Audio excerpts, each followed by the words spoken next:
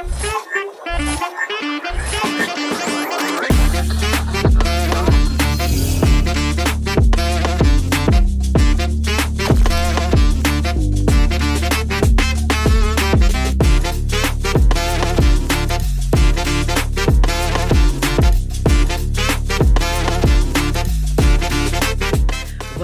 hope that you're ready to get fit.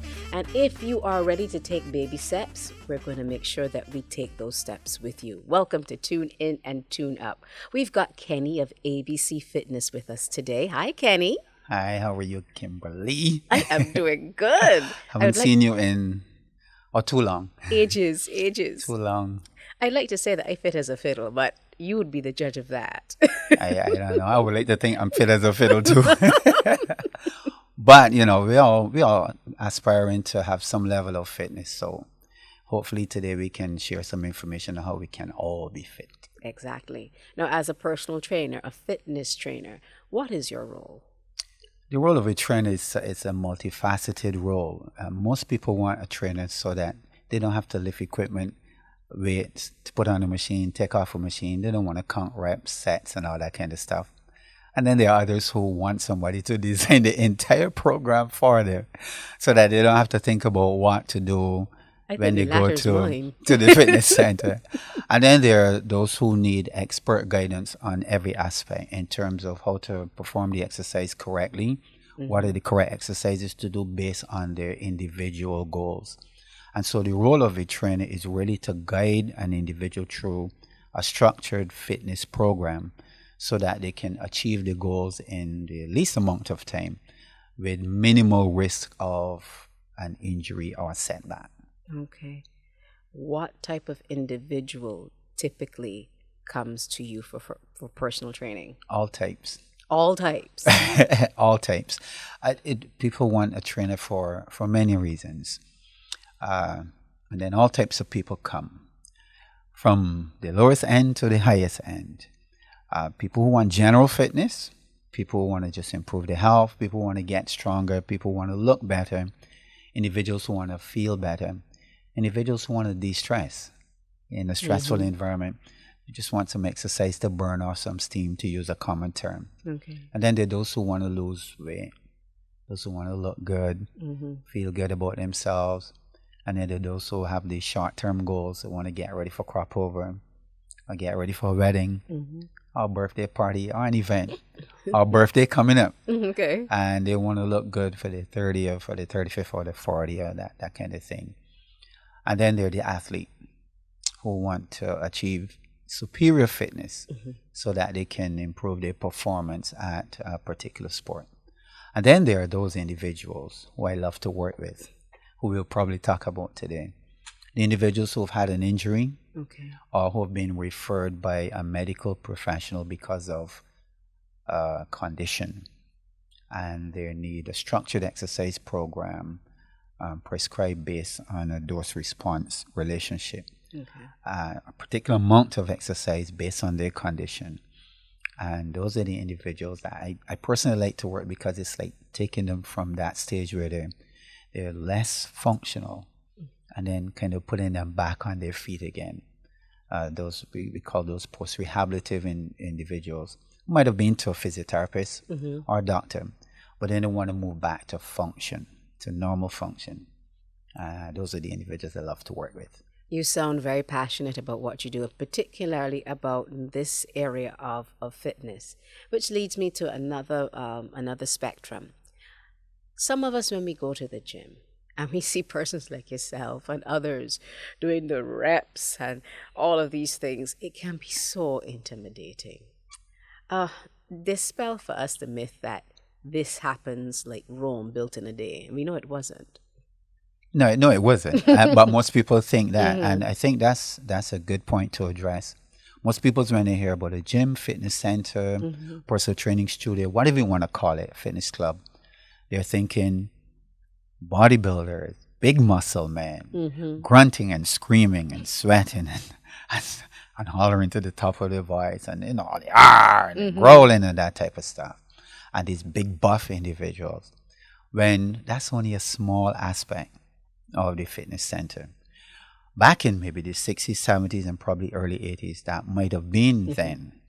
Now you have the individuals who we described earlier who's just about health, who want to feel good, who want to manage disease or manage some condition, want to look good as they mature and get older.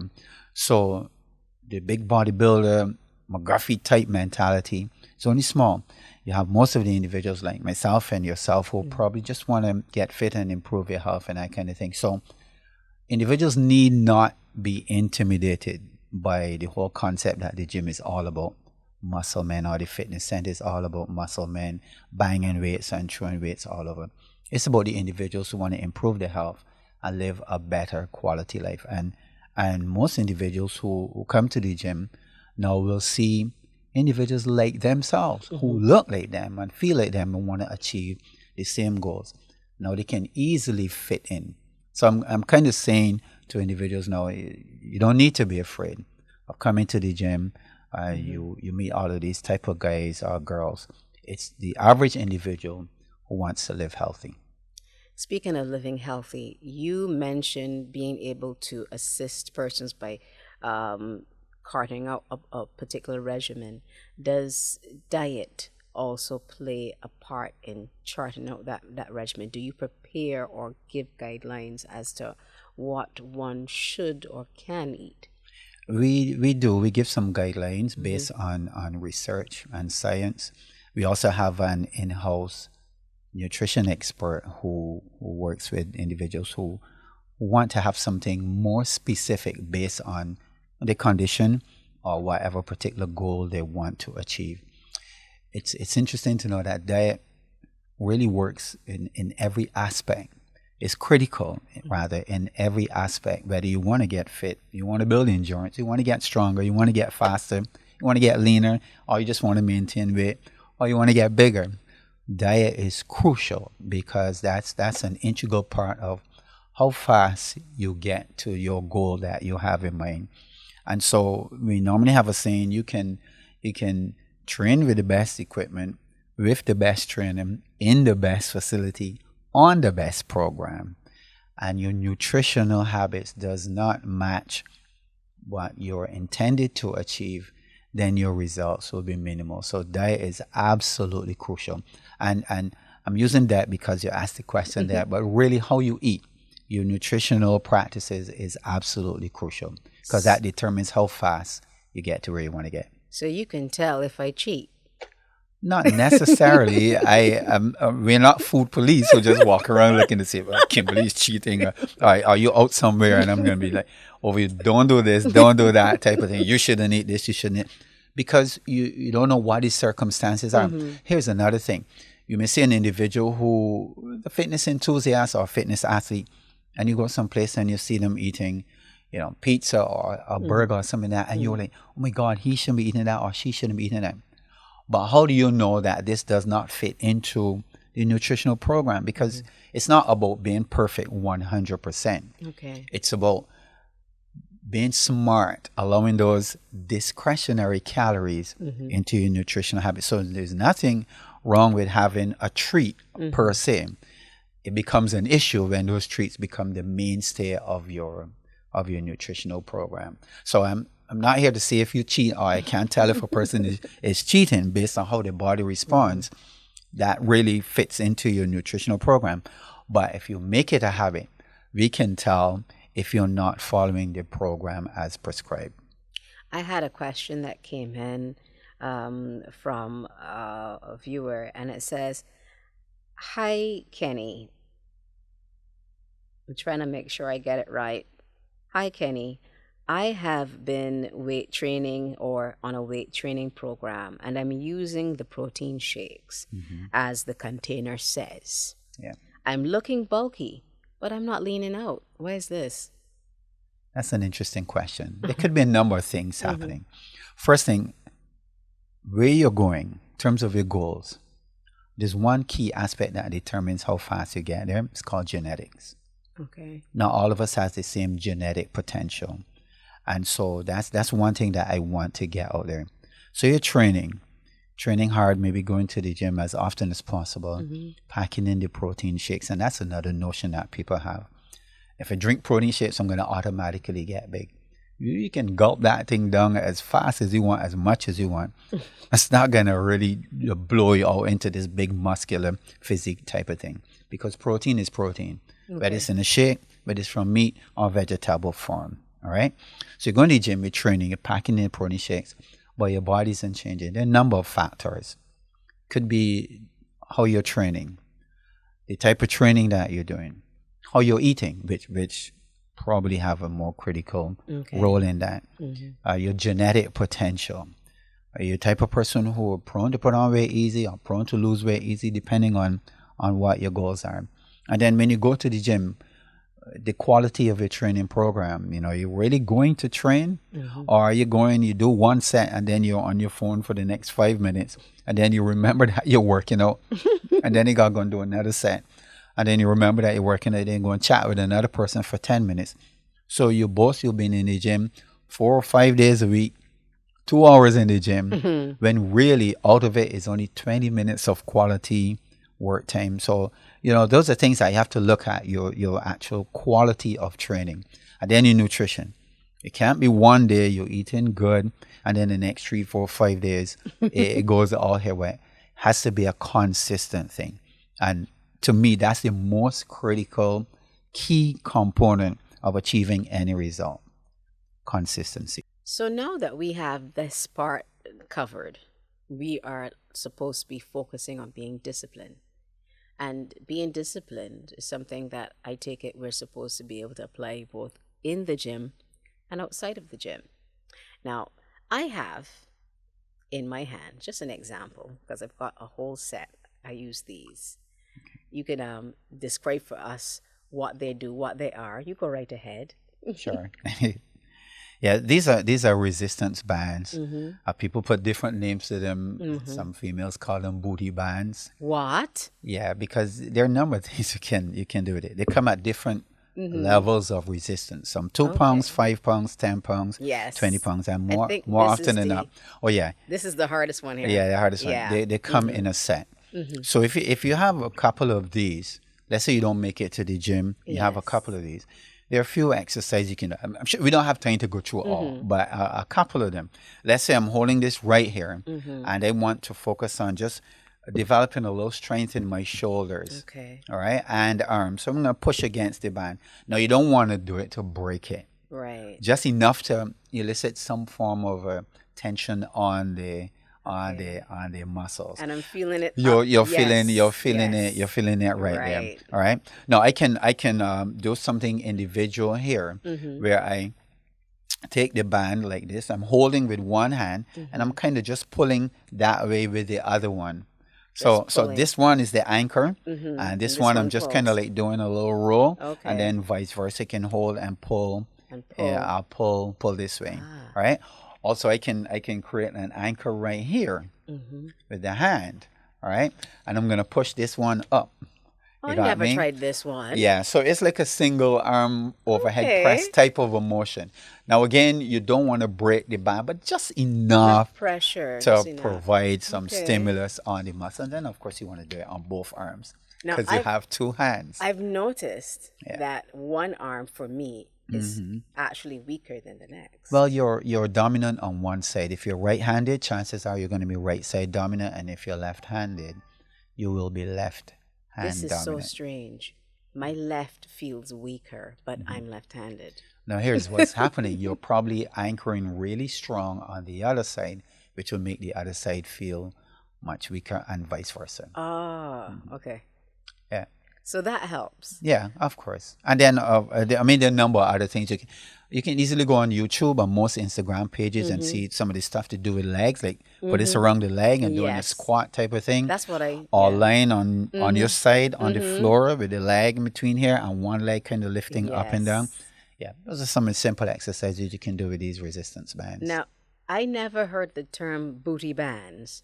But I figure that these are good for both men and women. Of course. And mostly females. Mostly. Because what females go to the gym for, most females, they want the best booty on the planet. You're kidding me. That's a big thing now with females. It's like they want the best booty, the Not, tightest booty, the not, biggest booty, the firmest booty. not rock board.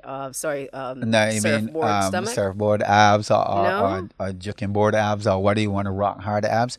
No, no. of course yes. Mm-hmm. But the booty got to be puffing. You know, I mean glutes. That's why the girls glutes have to build. We have that saying in the gym and the girls are training glutes. So Wow. it's a trend now with the females. If you didn't tune in, you couldn't tune up for that. Now, could you? Oh, of course. But I'm telling you, that's what happens. It So, happens. if we have an individual that says, Kenny, I've been going to the gym 4 or 5 days a week, and I've been doing all of these different things, but I ain't even losing weight, far less more getting, a rock hard booty. Hmm. What am I doing wrong? Could be a number of things. Mm-hmm. Again, it could be diet, nutrition, Mm-hmm. could be genetics, could be the level of consistency. Mm-hmm. If you're saying you're going 4 to 5 days a week, how long have you been doing that? It's the quality of the training program. Mm-hmm. Remember, they're all pieces to the puzzle, and it's not just one aspect that's going to give you results. So maybe look at the quality of the training program, the type of training program, and then next look at how you're eating to support that, because the two goes hand in hand. And then weight loss is such a complex issue because it isn't like you lose weight and then you just continue losing it forever and ever, because you'll die. All right. Yes. As a matter of fact, that's the only time you lose weight continuously, because once you die, your body will just decay into nothing. But weight loss isn't just you start to lose weight and then all of a sudden it goes. Your body has a set point theory, which is really the lowest it will go without sabotaging its normal function. So that's the plateau. Well, people to call speak. it a plateau. I mean, it's not always a plateau, because sometimes you plateau if you don't make changes to the program, Okay. that kind of thing. But the body will only go as low as it will maintain normal health. If you try to go below that, but then all kind of issues come, and we have like situations with people who are anorexic and stuff, where they do those crazy things to lose weight because they take their body too low. Body fat goes so low and then affects all of the hormones and that kind of thing.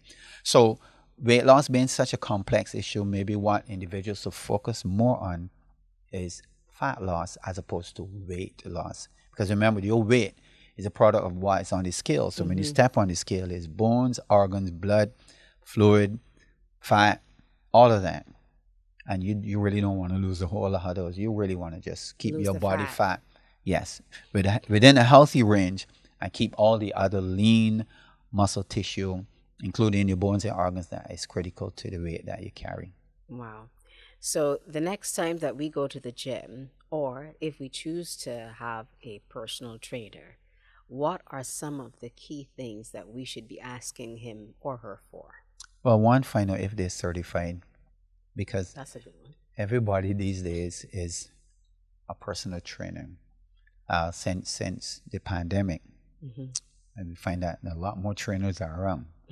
Trainers, but are they certified? And then find out what's the level of certification. Is it an accredited certification, or is it just something they ran into a certificate because they have an idea of fitness and that kind of thing?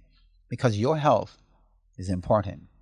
Minimizing your risk of injury is important. And so just because somebody may sound good and look good does not necessarily mean they know exactly how to program and structure and exercise workouts for you. So that's critical. Ask them about the years of experience. How long have you been doing this? Okay. The clients that you work with, do you have evidence of some results that you get, type of thing? And those are some of the key things you can start with if you're really looking for a trainer. And then you also want to look at personalities, because if your personality doesn't blend with that person's personality, then it probably ain't gonna be a really good relationship. But those are some of the key things you can ask the trainer. Make sure they're certified in CPR as well. Okay. The level of qualifications, the years of experience, how long have been doing this, type of clients that they work with, and then you can go from there. How often should one personal train? Well, as often as you want. Personal training is a luxury. because you're basically paying the trainer for his or her time. So you can go to the gym for a membership, and a membership allows you to use the facility as often as you want. But you may want a little bit of exclusivity. I want a trainer to look after me every time I come to the gym, or for a number of times a week. That's an additional cost. So again, it depends on how much you want to invest in your personal health and fitness, which will determine if you want to train it 2 days a week, 3 days a week, or 4 days a week. And there's some people who may want to train once a week just to give them an extra push. They're good on their own, but they might just want an extra push. There's some who want twice a week, 3 times a week, and there's some who just want to come to the gym and don't want to be thinking about it. I want to think about weights, I want to think about machines, what exercises to do. You meet with the trainer, these are my goals, help me to get there. And you do the rest. So the trainer designs the program, structure it accordingly, sets up the workout, puts all the weights on, guide the reps and the sets, spot and make sure you're doing it with good technique, all of that kind of thing. Touch base with you even outside of the training. Hi Kimberly, how you doing? We had a really good workout this morning. Just want to make sure that you're all right. You know, you're feeling sore or anything hurting that. That's the training, because it goes beyond the weight room type of thing. It's slash coaching, right? And once you kind of build that relationship with the trainer, you're good to go. You're good to rock and roll. All right. Body positive. Absolutely. This is our final lap on this topic. What does it mean to you when we use the phrase body positive? You just brought back something to me. One of the things I try to teach my clients is to have that, I'm going to use a phrase, that body positive mentality. Don't wait until you have the perfect body. I mean, there's no perfect body. Don't wait until you get in shape or you get the results you want, then to love your body. You have to love your body right now. It's the only one you're going to have. You can't go in the store and buy another one, all right? We live once. After that, you know what I mean? So you love the body you have. And when you look in the mirror, don't look for blemishes and spots and wrinkles and marks and fat and weight and that kind of thing. Look in the mirror and see a beautiful body with 2 hands and 2 feet. And you got all your mental faculties intact, and you know you're strong and you're in reasonably good health. You can see, think clearly. You know, these are things that, you know, unfortunately some other people don't have the privilege of enjoying. So body positive is just looking and loving and enjoying what you have. Doesn't matter size, height, weight, all that kind of, just love yourself. And that self-love, right, turns into you wanting to take that same body and make it better. Improve on it. Do your best to keep it in the best of health, in the best of shape, looking and feeling the best you possibly can. I like that. That gives us a good way to, you know, encourage and empower others out there. And I've been seeing a lot more of that lately. People are, as you said before, leaning more towards the idea of I'm doing this so that I feel good.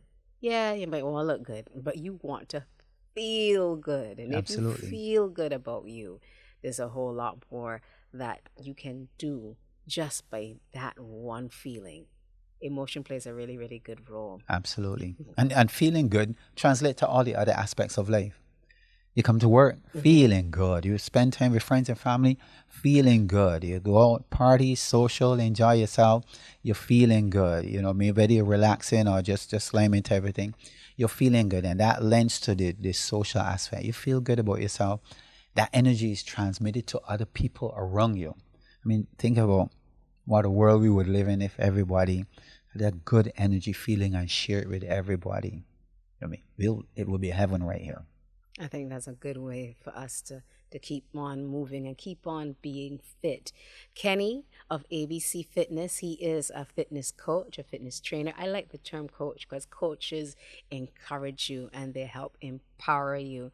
And you've left me feeling so empowered that I'm going to take a revisit at not only my diet, but I'm going to take a revisit at how I pay attention to my fitness outside of the bands.